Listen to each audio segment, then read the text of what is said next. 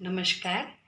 આજે સરસ મજાની વાતમાં મારે ઘોડિયાની વાત કરવી છે. હમણાં હું એક જગ્યાએ ગઈ ત્યારે મેં એક નાના બાળકને ઇલેક્ટ્રિક ઘોડિયામાં સૂતેલું જોયું. એટલે સ્વિચ ચાલુ કરી દેવાની એટલે એની મેળે ઘોડિયું ચાલ્યા કરે અને બાળક એની મેળે સૂઈ જાય.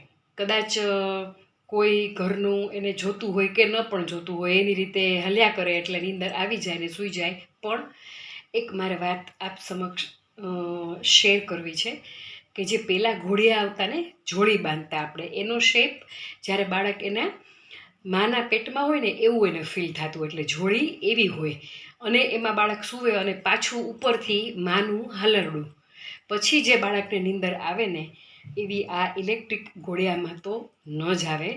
તો મારે એક સ્પષ્ટતા તો નહીં પણ એક વિનંતી કરવી છે કે તમારા ઘરમાં જો એકદમ નાનું બાળક છે કે જે ઘોડિયામાં સૂઈ શકે છે એને જોડીવાળા ઘોડિયામાં સૂવડાવો, સરસ મજાનું હલરડું ગાઓ, પછી તમે કોઈ માતાજીની સ્તુતિ ગાઓ, હનુમાન ચાલીસા ગાઓ, સરસ મજાની નાની એવી વાર્તા, ભલે ન સમજે છતાંય એનું કાન, એનું અનકોન્શિયસ માઇન્ડ એ બહુ સરસ એક્સેપ્ટ કરશે અને એ જે એને નિંદર આવશે ને એવી ઇલેક્ટ્રિક ઘોડિયામાં નહીં આવે.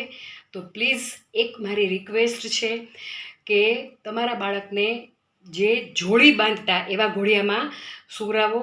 અને જો તમારે કદાચ તમે વર્કિંગ વુમન છો, તમારી પાસે સમય નથી, તો તમારા ઘરમાં રહેલા વડીલો તો ચોક્કસ થયા કરશે, કારણ કે એણે તો આપણને પણ એ રીતે મોટા કર્યા છે. બરાબર ને? ચાલો ફરી પાછા એક સરસ મજાના એપિસોડમાં મળશું. નમસ્કાર.